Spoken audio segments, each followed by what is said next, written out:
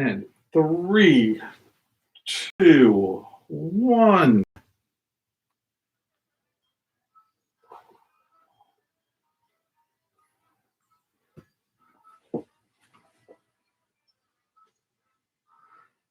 Hey, friends of the Headhunters Lounge. We are back. It's Mai Tai Happy Hour. It's episode 14214. Something high. It's definitely a 3-digit number of some sort. We had a lovely Memorial Day weekend. Arguable. Well, it was rainy. It was definitely rainy. But, relaxation happened. I did relax a lot. Yeah, so that's a positive thing. We've got an excellent show for you guys tonight. What do we got in store for the kids? So we are going to talk about the latest Barbara Crampton movie, Jacob's Wife. Barbara Crampton, for those who might really fondly remember her from Reanimator, one of my all-time favorite horror movies. So she has a new movie out. Came out a few weeks ago. We're finally getting around to seeing it. Green Day's Nimrod is 25 years old this year. 24. It's only 24? It's just 24. Then why are we doing it if it's only 24? Because it's special. All right, so Green Day's Nimrod is not 25 years old this month, but we're going to review it anyway. We're also going to talk about Love, Death, and Robots Season 2, out now on Netflix. And then finally, another thing on Netflix, Camp Cretaceous Season 3. I've been loving this cartoon, and I'm stoked to have it back again. Although Netflix does weird things with their seasons, we're going to talk about this again a little bit later on. But first, George, you know what time it is, right? It is time for a cocktail. So today, when we're recording this episode, we're actually recording this episode on June 1st. It is the Pride Month, as it were. Mm-hmm. So I thought I would do a fun Pride cocktail, trying to find something where it incorporates all the colors of the rainbow that doesn't include making separate bits of slush. Because the one I found, I was like, oh my God, this looks amazing. It's like the perfect color, but you need to make 6 different blends to make it happen. So we're going to take it a little easier on you. So I found this Rainbow Paradise cocktail. Simple ingredients. You're going to get a hurricane glass. It's got to be a hurricane glass. It's got to be a bigger glass because you're going to have a lot of ice in here. So you're going to put in, you're going to top all the way with ice. Fill it up. Fill it all the way up. You can use an ounce of grenadine first. So the grenadine has to go on the bottom. Then you're going to get some pineapple juice. Now, what you want to have is 4 ounces of pineapple juice. All these recipes keep saying no sugar. We don't get down like that. You need to have the sugar content to cut the liquor down. So you're going to need 4 ounces of pineapple juice. So you're going to combine the pineapple juice and coconut rum. So this also calls for 2 ounces of coconut flavored rum. So you're going to combine it first in a glass measuring cup, and then you're going to slowly pour that over the ice. And so it's going to add the second layer of color there. Then you're going to add a little bit of water. You need an ounce of water for this, and blue curacao. And you're going to mix those together, then slowly pour those. It's going to be in layers? It's going to be in layers. It actually, I've made cocktails like this before in the past. This is not the kind of cocktail that you can make on the fly. It's not the kind of cocktail that you're going to be making them fast and furious all night long at a party. It's the kind of cocktail that when you present the cocktails to the group for the first time, they get that wow factor when they view it. It's going to look beautiful, but then you're going to be like, yo, just drink vodka and soda for the rest of the night, everyone, because this took some work. But you're going to add the next layer on top of that. So you're not going to shake it. It's just going to be a layered cocktail. You're going to garnish it with an orange slice. You're going to garnish it with a lime slice as well. And you're going to have almost all the colors of the rainbow there. So it's a pretty fun cocktail to kick off Pride Week. Because you'll have the orange, red, yellow, green, and blue working your way from bottom to top. The Rainbow Paradise cocktail. Have fun, everybody. It's your month. That sounds awesome. It is. I would probably mess it up. It would be a weird purple. It would be a weird purple slush mess. I mean, after a couple of them, it's just all going to be purple. What if it tastes purple? I've never quite figured out what purple actually tastes like. Because, grape. There are different kinds of grapes. I don't know that grape necessarily tastes purple. I think to me, like the color purple tastes like Welch's grape juice that I used to get when I was a kid, like the purple grape juice. But it's not so much the actual flavor of the Welch's grape juice. It's the aftertaste of the Welch's grape juice, where you have that kind of weird, dry, smacky taste in the back of your mouth. Yeah, and it's not really grape tasting. I mean, grape is one of the hardest ones to do. Watermelon is a tough one as well. Oh, absolutely. I found that you just can't do watermelon right unless it is. I like Simply Fruit, I think is the name of the drink. Okay. They do a good watermelon cocktail, like a non-alcoholic cocktail. I am kind of a fan of that. Tropicana, however, who usually does stuff very well, it does not do watermelon very well. One thing that you brought over my house, someone did a while ago, was a watermelon seltzer. Mm. There was a kind of like Spindrift, which, Spindrift, if you would like to support us, we support you of Spindrift. Especially your new flavor, even though sparkling strawberry lemonade. Even though you're probably Pepsi. I tried the watermelon. I don't know what brand it was. It was 0 calories. It was terrible. Watermelon is kind of a hard thing to hit, especially in a cocktail. Now, I would tell you that I have made these before in the past, and a great way to get watermelon flavor in your cocktails is just use watermelon. But you need a lot of watermelon, right? You don't. You don't. You don't, because essentially, and also make sure you use seedless watermelon for this. Watermelon is another muddling kind of fruit. Muddle watermelon? Oh, yeah. Keep talking. So think about this. A watermelon mint mojito, right?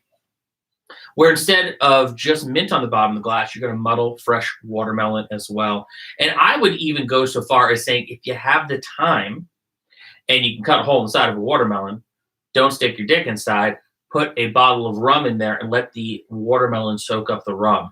So when you have a nice boozy, squishy watermelon, when you muddle it in the bottom of the glass, but you almost don't really need to add sugar. The sugar does add a little kick to it, or simple syrup. So I would do a nice big chunk of watermelon.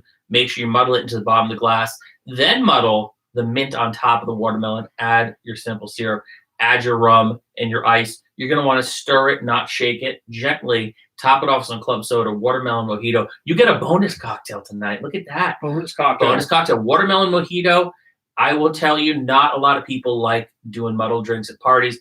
If you have a Vitamix machine, you get the Vitamix air disc container where it will do the muddling for you.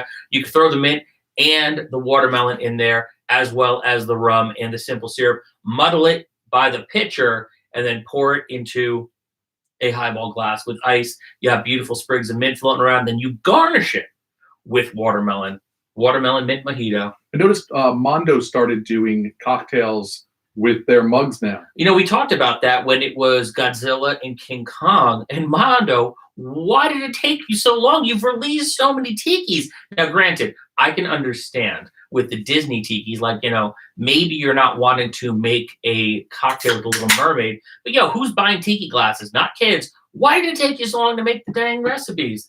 People are going to love these. It adds more value to your glasses because now you've got a cool glass that you're now enticed to make a cocktail in, and not just use it for art. Because listen, everything above George's head, they are for show. They're not for drinking, Adam. Yep. Sadly, I don't think they come up on the camera, but you know what we were talking about. They don't, but you see when I point that way? Yes. That way above George's head, there is a line of tikis, and they are delightful. Yeah, so they announced I don't know the name of the movie. I know it's related to. Matt probably would, but it's a Satan mug with like a staircase leading into his mouth. Oh. A very cool looking tiki mug. They just released that. I am not going to buy it because I have to curb a little bit. They were just doing a 2-for-1 Disney tiki sale the other day. But I had all the ones I like already. Like Yeah. I have the Scrooge McDuck gold plated one. That's I have cool. the Fantasia original one. I'm good with the Disney ones. The Little Mermaid one looked very nice, but it also looked like it could be a soap dish. So Yeah. I've heard it both ways.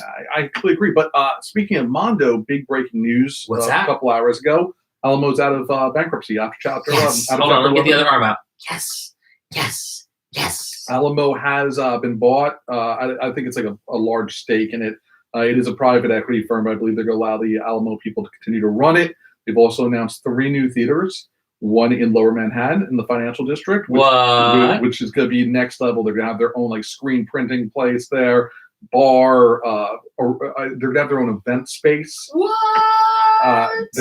They just announced a new one in DC, first one DC. That's awesome.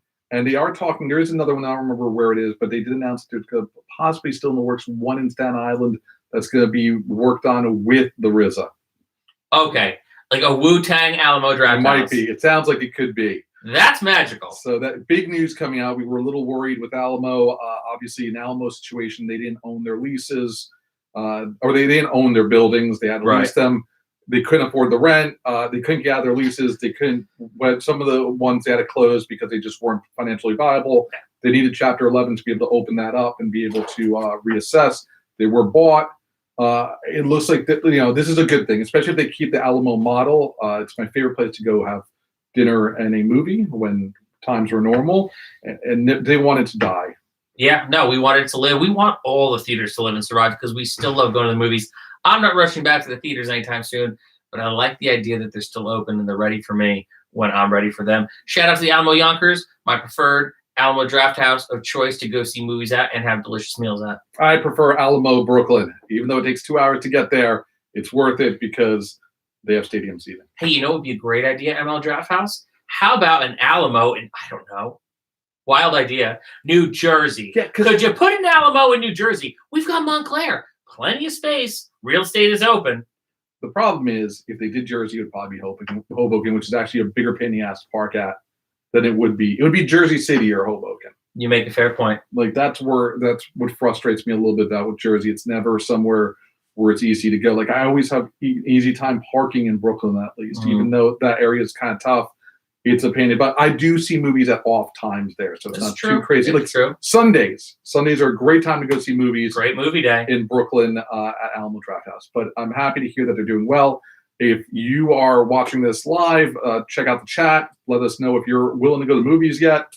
I know those are reopening. I think they're going to be the last thing to really get a lot of people to. I think people are looking for experiences now. So I think people are more likely to be going to concerts and their sporting events, things that are once-in-a-lifetime experiences, right, than a movie where we've been spoiled for a year and a half now. Well, I mean, in fairness, the movies were always competing with everything else. You know, the movies have always been there. They've been there for our entire lives, for the lives before us and the lives that'll be after us. Like, you could always just go to a movie. And you could always go see a movie that you want to see it multiple times during a day. But a concert, a sporting event, something that's happening that is real and in the moment, you're not going to get to do again if you don't go when you have the opportunity. So I can see that. I can also see, like, for me, a lot of what I do lately, I just want to see my friends. I want to see my family. Like, I got to see family members that I haven't, I missed seeing them at Christmas in 2019 because of, extenuating circumstances. And then the world kind of ended for a little bit. So I saw a family this weekend on Saturday night that I haven't seen since probably spring of 2019, or maybe not since Christmas of 2018. And that felt fucking great. So I know a lot of people are in the process of kind of trying to see family before they go see anything else. But the movies are open again. So when you're ready for it, it's ready for you. And we'd love to review A Quiet Place too. It's really, really good. I hear it's awesome. But we're gonna wait a little while. Same with the new Saw movie, which is supposedly one of the better Saw movies that have come out. And Chris Rock is just crushing it. Yeah, and there's stuff out there we'd love to see. We will when we can. Instead, we're gonna find the weird stuff, the unusual stuff, the strange stuff. We're gonna review Jacob's Wife. Yes. Which I've had in my queue for a little bit to see, but you pushed me to watch it, and it's a vampire movie. It is a vampire movie. Now, Jacob's Wife is about a woman named Anne. She's married to a small-town minister. She feels like her life has been shrinking over the past 30 years. Encountering the master brings a new sense of power and an appetite to live bolder. However, changes come with a heavy body count. Yeah, and CM Punk is in it. I was sitting there, and I look over at my girlfriend, and I was like, is that CM Punk? And I had to pull out my phone. I did not have the phone out for the movie. I had to pull it out for that because, shout out to CM Punk. Great on you for getting, like, weird, side casting, like, extra work. Not extra work, like, bit parts in, like, horror movies now. Yeah, look, he made a movie. He made a horror movie that went straight to streaming during the pandemic. I don't know anybody who saw it. We didn't. We should have reviewed it. I don't know why we didn't. Because there was so much stuff coming out on streaming. At that time, we lost. I mean, in fairness, we lost track of a lot of stuff because, in the past, there was stuff hitting the movies, there was stuff hitting streaming, and the two in between shall never meet. But then everything was like drinking from a fire hose, what was coming on streaming. So we should get back to the CM Punk horror movie. Yeah, maybe we will. Yeah, we'll do that one week. But this movie was a movie about this lonely wife. She's a wife of a pastor, and she's just in a rut, and she just wants some excitement in her life. She has your very traditional movie pastor husband, similar to like the guy from The Leftovers. Like, just, picture a pastor in a movie, and it's this guy. It's like, Jesus is my father, and like, that's it, and that's what we do. And she just wants more. So she is, through a series of unfortunate or fortunate events, she meets the master, who looks a lot like Nosferatu, and she is turned into a sort of vampire. It's I was actually pinging you because I was like trying to figure out what type of vampire she was, because before they showed the master, I thought he was Dracula, and she was like a vampireling. Right. And then it's like, no, she's a Nosferatu. But this guy definitely looked like Nosferatu. Right. And regardless, she's trying to save her friends, trying to save her marriage, but she's also like super psyched to be a vampire because she can have fun now. I got a lot of Lost Boys vibes through this. Did you? I definitely did. But it was like... But weird, because it wasn't children. Like, it wasn't kids. It was like middle-aged Lost Boys. Yeah. You know, like a middle-aged kind of like, you know, you are about to have that moment where you hit the potential twilight of your years. Like, how do you want to spend it? I mean, do you want to spend it, you know, under the tutelage of a dark lord, you know, chomping on people's neck, drinking people's blood, or do you want to just kind of stay in your lane as a, you know, minister's wife? Now, Barbara Crampton is 62 years old, by the way. Wow. Now, Barbara Crampton, one of my first horror movie crushes from the Reanimator movie. Like, loved her ever since. Chopping Mall, stuff like that. She's done TV work. She's done some soap work. She's done a lot of different work, but she's really leaned into the horror movies throughout her entire career. And I kind of feel like she's kind of seeing a little bit of a renaissance now. Fangoria is starting to make more movies. Shudder is starting to make more movies. So this is something where, you know, you are seeing a older woman really shining in these roles, which is great because she shined since she was, I think she was maybe 26, 27 in Reanimator. So this has been going on for a while. The movie is really good. It's a solid movie. It's a little bit of a slow burn at first. Yeah. It's a little bit of a slow burn, and then it just hits the gas. And it really is a movie about the relationship between a couple that's been married for like 30-something years, and they're in a rut. They're living in a small town, and really nothing is going on, you know, and, you know, she's reminded of her past life. She's reminded of the road that was not taken, that she could have taken instead of settling down with this minister. And then, you know, the movie's about the choices that you make once you kind of have, you know, your eyes opened up to maybe a different path. And this one is a dark path. Yeah, vampires. This one's tough. I am not a fan of traditional vampire movies. I don't like, I just never, you know, other than Interview with the Vampire, the original Dracula, and maybe I actually didn't hate the new Dracula show on Netflix that you guys all hated. I enjoyed it. But in general, I don't like the mythology of the Dracula. I just feel like I need to be scared a little more, and this like sexy Dracula thing doesn't do it for me. This is not a sexy Dracula thing. This is Nosferatu. This is full on like big nails, Dracula. You know, so I get it. I enjoyed this movie. I thought the gore was very well done. Gore was great. There was this amazing scene that I will spoil. It's not spoil, but she's getting dental work. I think she's getting like her teeth. Oh my God! Whitened. Yes. And the whitening, like the light from the whitening, and I know this a lot because I recently had my teeth done. The whitening causes her face to light up on fire, like exactly where she's getting her teeth whitened. She's like running around this doctor's office with her face on fire. That was an amazing scene, and every time they cut to it, it was really uncomfortable to look at until it worked its way out. Well, because UV light, sunlight, vampire. Hello. Yep. No, it was very, very good. I really enjoyed it. I thought the movie was well done. I thought it was a little slow. I thought the acting was a little okay here and there. I had some trouble just trying to distinguish, like usually the priest or pastor in it is usually a bad guy in a horror movie, Right? Except for like The Exorcist. Yeah. But I was just trying to figure out whether he was like, he wasn't bad. He was just your typical like small town pastor. So I just was like, I was struggling a little bit to find out what the who the bad guy was here, because I didn't know if it was the vampires at first. You know, I mean, it's just a marriage in a rut. There isn't really a bad guy. You kind of both got there together in your own way. I mean, the vampire was clearly the bad guy. The master was clearly the bad guy. Very interesting too to have a female Nosferatu. Yep. You know, which I thought was a good twist. The monsters looked good. The gore was great. There's the one scene in the kitchen, which you'll see it when you get there.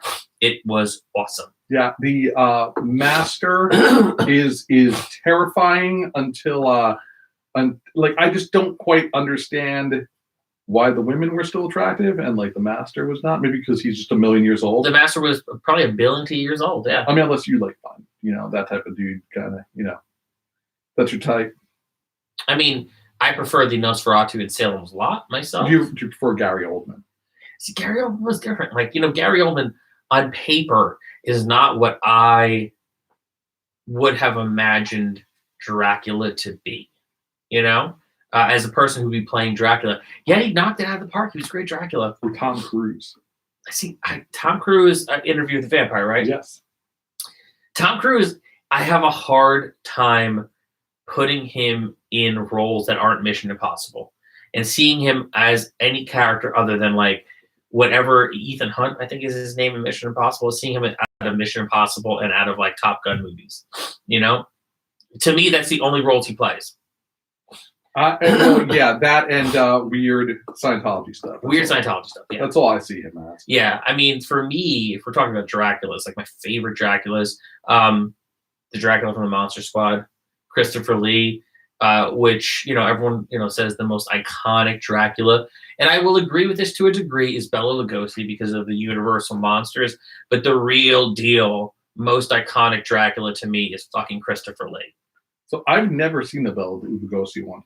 Really? Yep, never seen it. Never had an urge to see it. I'm not a huge fan of like classic movies of that era, but for me, it was definitely the original Nosferatu. Yeah. Because Alice and I, when we were first dating, and we were both working in New York, we would go to St. John the Divine the Friday before Halloween. They would do every night for like a week. They would have St. John the Divine, which is one of the largest cathedrals in the world.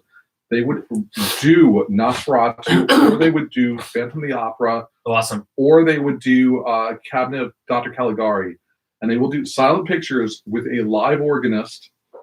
And at the very end of it, they would have the procession of the ghouls, where they would have these Jim Henson created non-Muppet Muppets come through, giant evil Muppets come through.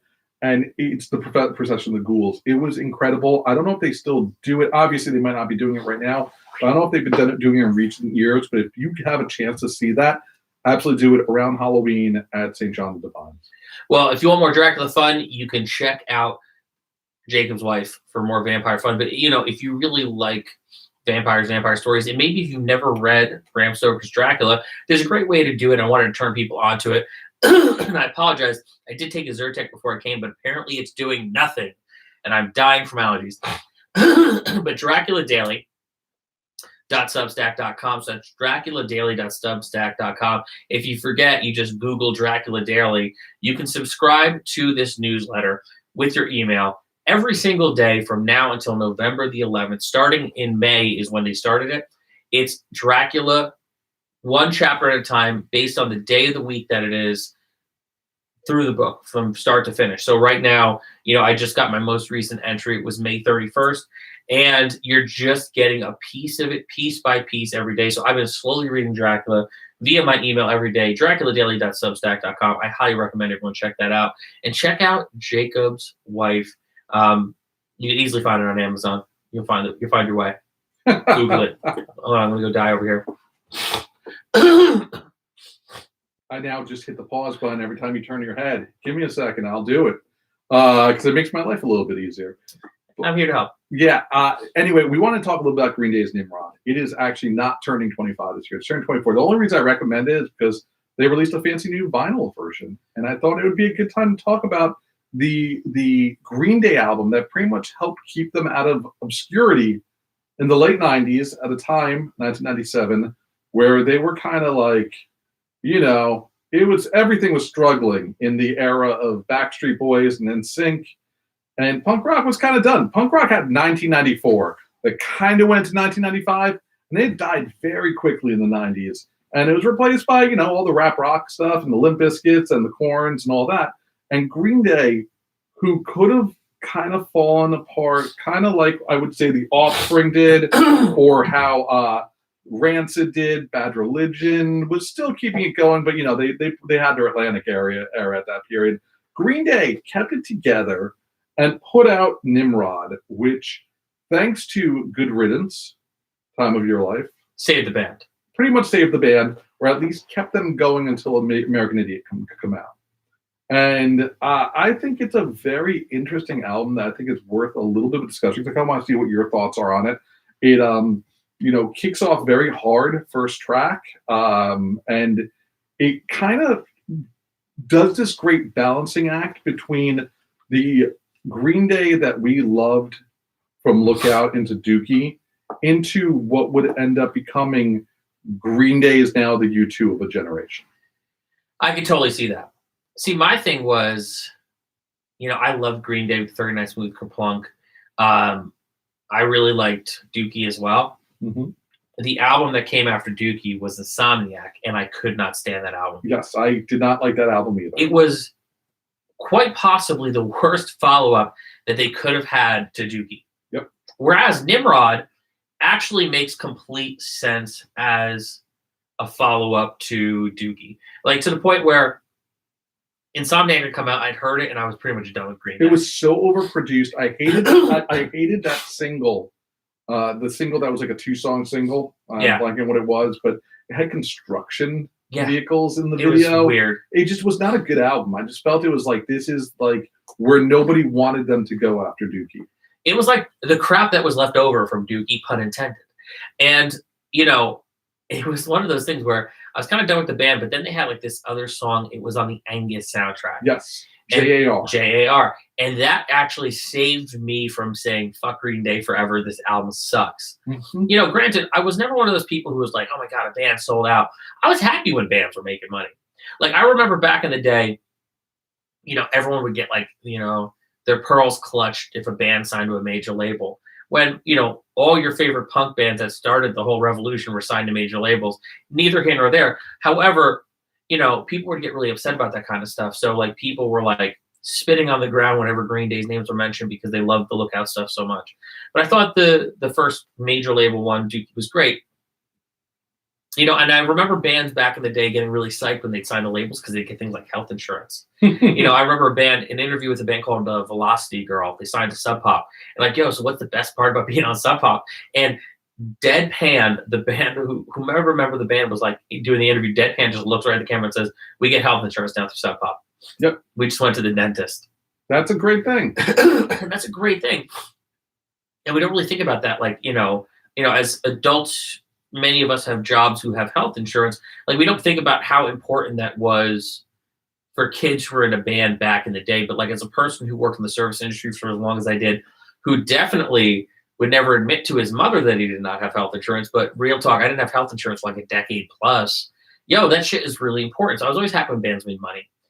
However, I was never thrilled when a band put out a follow-up to an album that I loved and it stunk on ice. Like, you're just like, did you get hit on the head with a coconut or something? Like, how did you forget how to write great songs? So Insomniac for me wasn't awesome. However, J.R. kind of was like, oh man, I can't give him up just yet. Nimrod comes out, and I was like, where was this album? It is the absolute best possible follow-up to Dookie that they could have possibly made. That they didn't make for like several years after Dookie. And it's actually, like, going back and listening to it now, I forget how many songs are on the album. It's a long, I think there's 17 songs on this album. 18 songs on the album.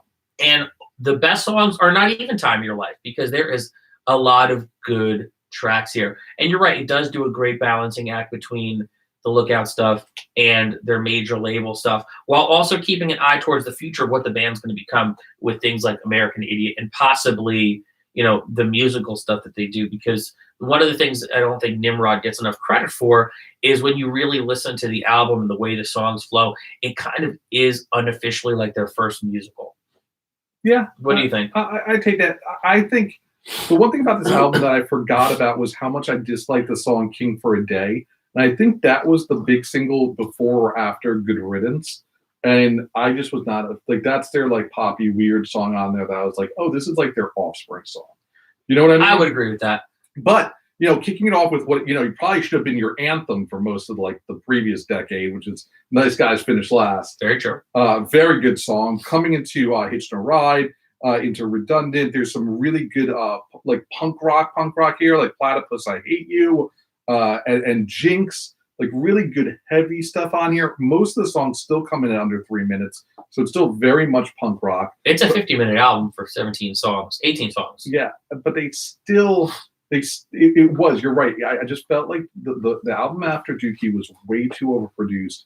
It was way too trying to have that single, and it did make a lot of money. I mean, the same way as Americana did very well for the Offspring, but I don't love that album.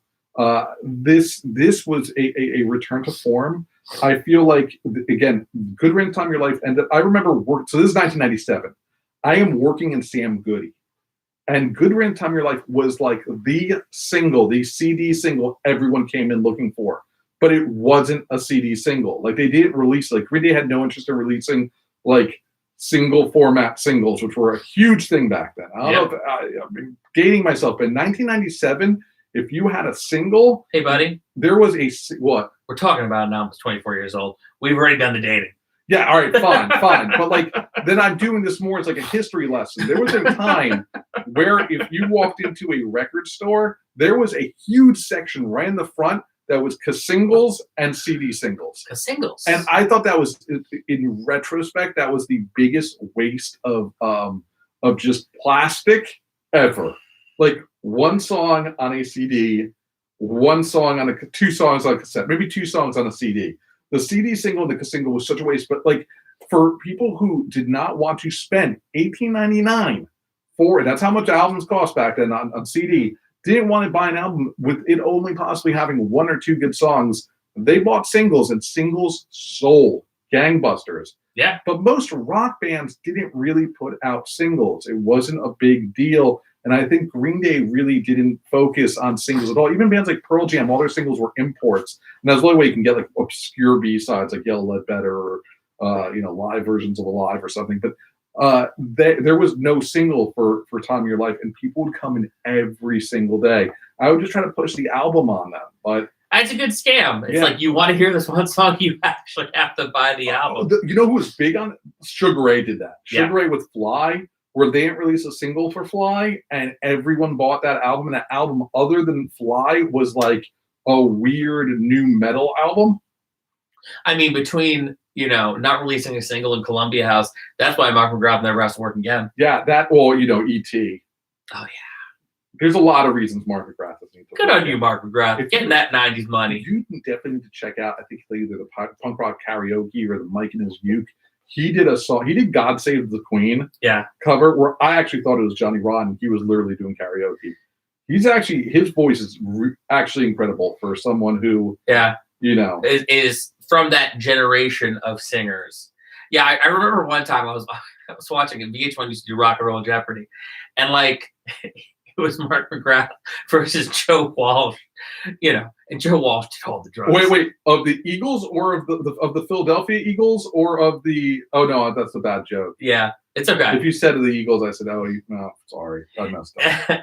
and Steven Stills, and he just goes on there, and these other two dudes don't get to answer a single question. He's like buzzing. It's this.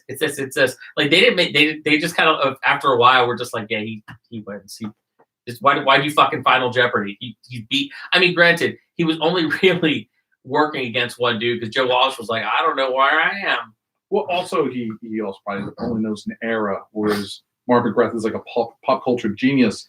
And we should do a whole segment on Sugar Ray one day. But they're a band who talk about outstaying their rank. I mean, they had the hit single that was then followed by many the hit singles. Like they are the band that should not have lasted every morning. Like they had more than just Fly. Well, it's funny because you have the band who first gets noticed for Mean Machine, right? Mm-hmm. And then the next thing they do is something complete, like they forgot how to play that style of music. Yep. Like they all got hit in the head with a bunch of coconuts. And then like the next thing you know, like they're releasing Fly every morning. I mean, the follow-up to their hit record was 1459 because they knew it was almost over. Yeah. But they still kept putting out hits. Still kept getting money. So good on them, man. Yeah, I have no idea how a band could like continue as long as, and they had great live shows. If you ever got to see them live, they had Someday When It's Over. Like they had a lot. They had a lot of hits. It was weird. It was such a weird time. God, I feel like I came up in the wrong time because I feel like I would have had more hits if I was like older around that time. Yeah, no, they are. Chris Bueller, who was watching the show, actually we saw them with Orgy at Drew University.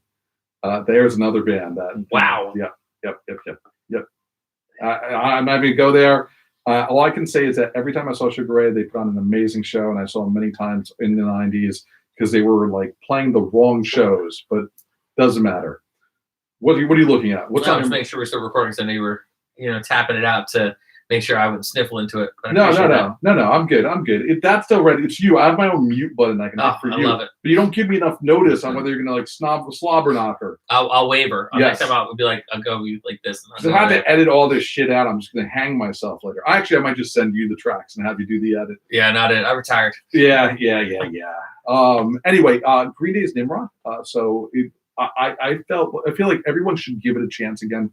They played the Warped Tour like '98 or so. I remember seeing them on there, and I'm like, oh, how the mighty have fallen. But the fact is, they just were plotting their huge return, and that return was going to be American Idiot. But I think if you haven't listened to Nimrod recently, definitely give it another chance. Again, it just got re-released on vinyl recently. I think it's got a fancy vinyl treatment. You can check it out wherever you buy your vinyls. Warning was good too. The follow up to it was good. They had like a solid run there from Nimrod through American Idiot. But most people don't know about Warning too. It really for a band that sold as many records as they did. It was weird though because Warning came out in 1997. Nimrod came out in 97. I'm sorry, Warning came out in 2000. So by that point, the music industry was different. Yeah, wildly different. Completely different. So even though they still, even though it still went multiple platinum, it kind of got forgotten. Like they're one of those bands that were very lucky to make the fan base that they had when they did, because that got them through those years where other bands that came up around that time were not really on top of the world anymore, or really making those platinum records anymore, or having the sales and success that they did. Like Green Day's for in many ways, Green Day's fans kept them alive, so then they could make American Idiot, which went 7 times platinum, 7 times gold, all over the world. Had a Broadway show like crazy. So I mean, I remember the stories of Green Day. The reason why they left Lookout eventually is because like Lookout couldn't afford them anymore. They had sold 70,000 records on their own out of their van by touring the country. Like they're a band that has been a workhorse from the very beginning, and they've cultivated such a loyal fan base that good on them. Yeah, I saw them last time I saw them was after the album after American Idiot, and they played Madison Square Garden. They played for 3 hours. They didn't need to play for 3 hours. They played for 3 hours. 3 hours of 3-minute songs. 3 hours. A lot of fucking songs. They went deep. They went deep into that catalog. Yeah. So, glad to see they're still doing well, even though I liked the last album. Nobody else seemed to, but I enjoyed seeing them do something different. And it was fun different, too. Let us know your thoughts in the comments or, wherever you can find us. One thing that you got me into, I think you reviewed season 1, was Love, Death, and Robots. Yeah. And I checked out the new season, and I have a feeling that Love, Death, and Robots is literally like, we can't do this type of production for Black Mirror, so we're going to do it in 13-minute cartoons. That's exactly how I feel about it. And I think that you nailed it. The review's over, guys. That's exactly what it is. We're done. That's perfect. Yeah. And I think that it's important to look at cartoons as a medium, as a way now to tell more stories like that, where you don't have the budget or the way to make it, right? So Love, Death, and Robots, for those listening and watching at home, it's a collection of animated short stories that span various genres, including science fiction, fantasy, horror, and comedy. So it really is like a potpourri of all the different genres of cinema in short little episodes. They're bite-sized to the point where you're going to watch episodes and be like, man, I kind of wish I could kind of go for a full series of this. Like I almost look at Love, Death, and Robots in a lot of ways as pilot season for a lot of different things. Now, granted, it is what it is. You're going to get what you get. You're going to get a lot of different things going on here over the course of 26 episodes, but it is enough that even if there is something that you're not enjoying, you're not investing all your time in it. You're already on to something else. It's a good, for people who are returning to work right now, it's a good, pop it on your phone or watch it on your lunch break. It's light enough that, you get the full experience of a show while you're kind of eating lunch and trying to get to and from your cube or whatever you're going. I think this is some of the best CG I've ever seen in a cartoon. And I feel like they have to have a way to do it where they're doing 13 minutes of some of the most incredible. There are points in this show and some of these episodes where I'm shocked if I'm seeing cartoons and not humans. I don't know if you felt that way, I think the clear standout for this season for me was Pop Squad. I feel that this show, I kind of want to see more of these universes sometimes. Like Black Mirror, at least you get an hour. Here you get 13 to 15 minutes. And Pop Squad is a world, and we're talking about this before when we're talking about Jacob's wife, where what is it, what would be like to live forever? Well, this is a world where people do live forever. Everyone can live forever. So the one thing you don't want in a world where people live forever is children. No. You don't want breeding. You don't want kids. So the police are tasked with going out and murdering children. And it is some of the darkest things I've ever seen. Now, they don't show anything. It's very much left to your imagination. But there's one cop who has a change of heart and is trying to understand why anyone would want children in this world. That's the type of storytelling that's in this. Some of it's funny. The first episode, I don't have the name in front of me. I think it's called Automated Customer Service. It is. Basically, it is a robot. This is like what happens if Alexa goes wrong and it goes bad, and it's robots. Oh, you're Google Home House. Okay. Yeah, we're Google Home House. We do have one Alexa in one of the rooms, but there's a robot. It's a self-service robot. It helps old people. And what happens one day if it just decides to kill the dog? And the master does not want it to kill the dog. So it goes in like this little old lady and her dog fighting against a robot. And then like when she finally destroys the robot, if you destroy the robot, they all come after you. Like these are the type of stories they tell in this show. And I find it fascinating what they accomplish in a short amount of time. And it does leave me wanting more. And I'm curious to see where they go with this show long term. They also get top-notch voice talent on this. And the one you were talking about, the noir one, Pop Squad, that's Nolan North. That's Uncharted. Really? Yeah. You have Michael B. Jordan in Life Hutch as the main character. So, this is a great way for some of your favorite actors to continue to act in small doses and also be able to do other things. So, I think, with the now just all-encompassing streaming services that we have, filling our TVs and our PlayStations and everything, this is a great opportunity, and shows like this are great for, you to be able to get more content, but not be beholden to, I'm on a contract for this show. Now I can't go and do something else. So you're getting people who normally, and in the past, we talk about things changing a lot on My Tai. We talk about, how technology has evolved and changed. There was a point back in, the 80s and 90s, like a TV star would never, if a movie star, forgive me, a movie star was showing up on your TV screen, it was because they were on a late night show and they're promoting the movie that they were making. You would never see a movie star on a television show, especially not a network television show. And now it's well, you've got people who are big in movies. Look at Chris Rock. He just did a show on FX. He did Fargo, which we still maintain was one of the best seasons of television we've ever seen.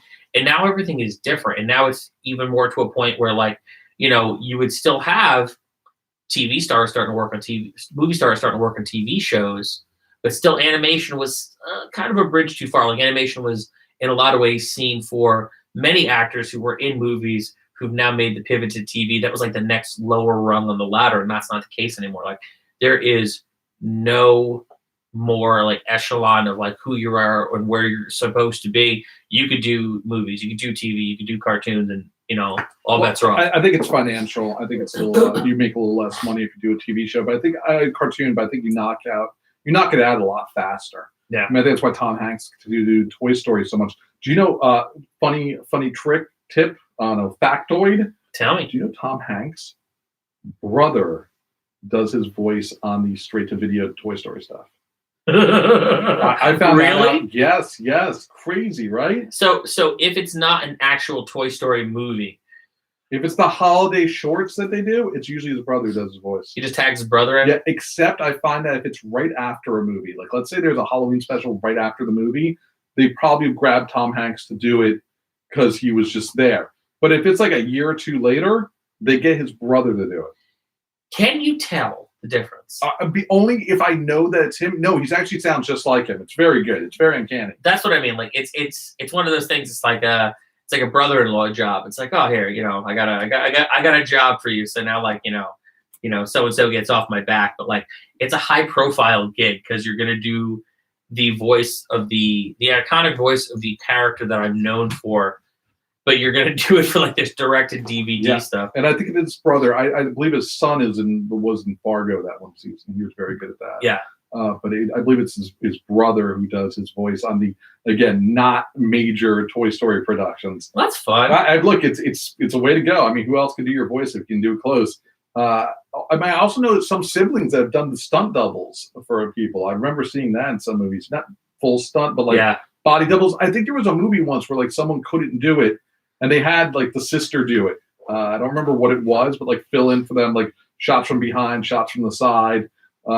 Hey, look, if you can do it, there's always a way to do it. I do recommend Love, Death, and Robots. It is dark. Like, don't get me wrong. Yeah. It's dark. There's definitely a lot more death and robots than there is love in this. These are darker cartoons. These are for adults.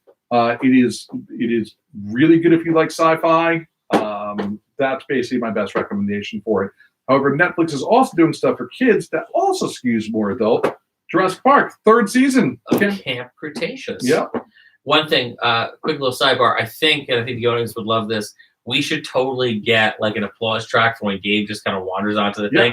He'll never know, but we'll pop for it and they'll pop for it. So that's just a fun thing. I think we should try to incorporate in the future. An applause track for when Gabe shows up. All right, so let's talk Jurassic Park. Do you like dinosaurs? Yeah. Dinosaurs your favorite? Yeah. What's your favorite dinosaur? T-Rex. T-Rex. T-Rex your favorite? Do you like transforming dinosaurs? Yeah. Yeah. Who's your favorite transforming dinosaur? Bulldog. You mean Grimlock? Yeah, Grimlock. Yeah. You can talk into the mic. It's okay. You can tell everybody. We're talking about Jurassic Park, the cartoon. You seem to get scared every time it's on. Well, they have some pretty vicious dinosaurs on this. So for those following along at home, Jurassic World Camp Cretaceous, it takes place after the first Chris Pratt Jurassic World movie. Or during. So it kind of takes place during and directly after. Like it's kind of what's happening on the other side of the island while this is going down. 16s attending an adventure camp on the opposite side of Isla Nublar must band together to survive when dinosaurs wreak havoc on the island. And so while this is happening, this is season 3, although Netflix is really kind of, we're going to do, 8 or 9 episode seasons, maybe 10 seasons, or maybe we'll just split it all up. It feels like what season 3 is. It feels like the second part of the second season of the show. And it really does focus on the kids now, having been stranded on the island for 6 months, still trying to find a way off the island. I thought this was the finale. I did too, and it turns out it's not. So I'm going to have to clearly change the description. But sure, I thought this was the finale. I felt like it was a finale, but I didn't know they were doing more. And I had Netflix near all 3 seasons thing, unless it's Stranger Things. But with animation, it's different though, because with animation, more often than not, you get they'll give you what they call a season, but it's only like a half season, and they kind of split it up at the mid-season cliffhanger, and then they take it from there. So I was just as surprised as everybody else to find out that season 3 was not the final season. There is more story to be told. What happens over the course of these 3 seasons takes place over the course of both Chris Pratt Jurassic movies. And I'm kind of wondering if what's happening here is going to slide its way into or work its way into the background of the next Jurassic movie, which I don't know what the title is. They keep making these Jurassic movies. Let's be very clear. The Jurassic Park cartoon is way better than the last Jurassic Park movie. The Jurassic Park cartoons are better than a lot of the Jurassic Park movies. It's really weird. I mean, they have some really solid voice actors on there, including they got the kid, Sean Gimbron from The Goldbergs. He's one of the main characters on it, and I've been watching The Goldbergs since it started airing.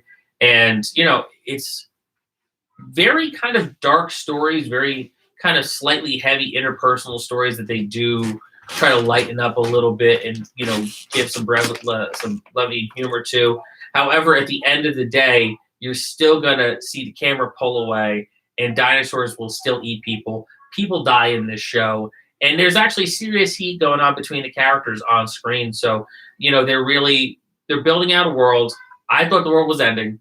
Apparently not. I haven't seen an announcement for season 4 yet, but I'm sure it's coming because the show is always trending in the top 10 of Netflix now when these episodes air. I mean, this is just like real life. I mean, dinosaurs lived the same time as humans, right? 6,000 years ago. Well, something I did read today, which I think is funny, that Universal is strongly, because this is made by Universal, the people who make the Jurassic Park movies and the people who also make the Fast and the Furious movies, Universal is strongly trying to figure out a way to merge the two and do a crossover between Jurassic Park and the Fast and the Furious movies. Bro, I fucking see that.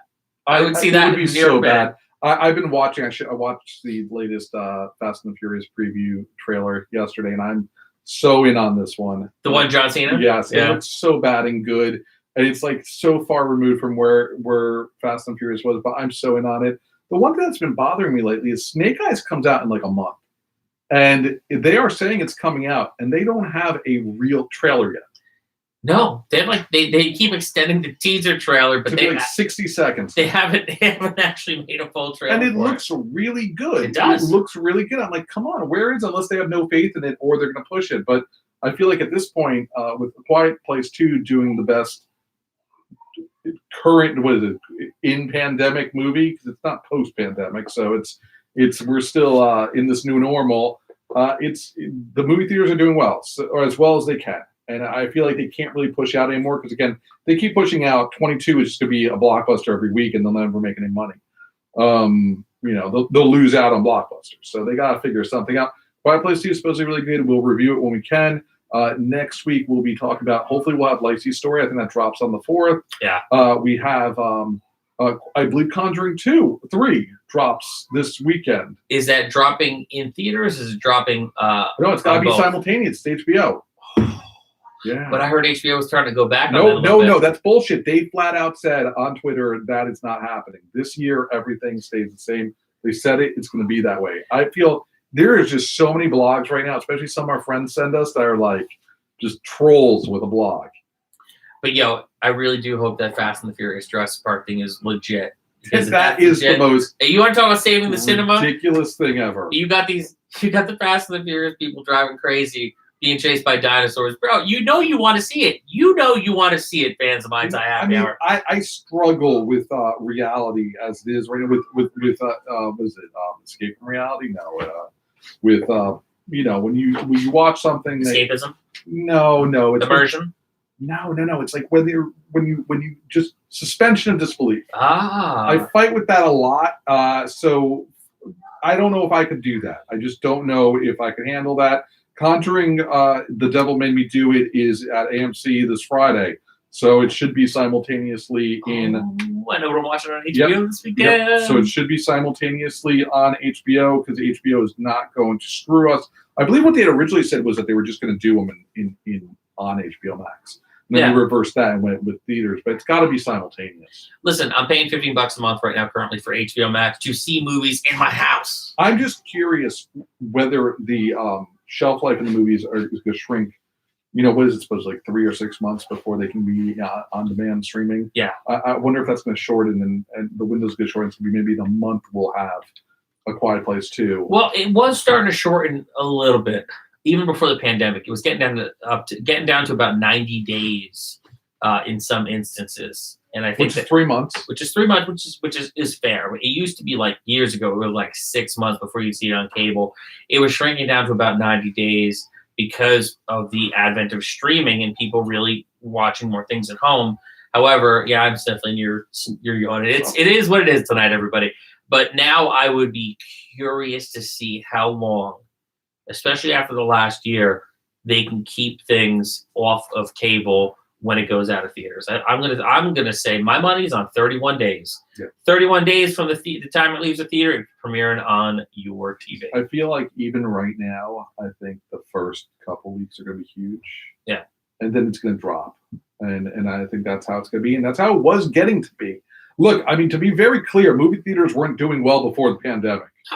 They weren't doing well. There was too many. It was Generation Z and millennials didn't want to go see movies anymore. They weren't doing well. So I think they need to work with the movie studios. They need to work with the streaming services and find a way that works. It doesn't have to be simultaneous, but it could be something where it is like second run, quick follow. The moment the movie starts hitting a threshold in the movie theaters where it's not doing well, before it loses the buzz, move it on demand. That's it. But the fear is always going to be, well, if we do that, people are just going to watch it at home and wait for it. And I think there's something to be said. Like Fast and the Furious looks like a movie theater movie. It really does. And bro, they're going into space in this one. They can fight dinosaurs. They're going to space? They're going into space. They can't fight dinosaurs. They're not going to fight the dinosaurs. We're not. So, stop it. You're just messing with me right now. I would be so Is excited. this a real rumor you read? I did. I forget where I read it. And listen, I try to like bring it with like, oh, I read it here, which is somewhat legit. I'm pretty sure it was legit because I've curated my Google feed to only show me things from like legitimate sources. But I don't remember. I got so pumped about it, and then something happened, and I forgot. With that, how can the kids reach you? You can find me on Instagram at John McGuire RPG. I post about stuff sometimes. George, where can the people find you? You can reach me at GLK Creative on the Instagram, on GLK Creative at the Twitter. You can find me at My Thai Happy Hour on Instagram too. We are at cultofgeorge.com. Our entire back catalog is at mythaitv.com. Rate, review, and subscribe. Show us the love. Tell your friends that we're on live stream. Like, support us any way we can. We need it. We need the love. We know this has been worth it. We're reopening now. Notice our subscriptions are dropping as we're reopening. I don't know if I like that. What? Yeah, we were like hitting like near 1,000 every week during the pandemic. And now we're like, people are not sitting around listening to these anymore. But we need you to listen to them. Or just let us know because, we'll watch this stuff anyway. We're going to watch it anyway, dude. Take us out. Everybody remember, be nice. Aloha.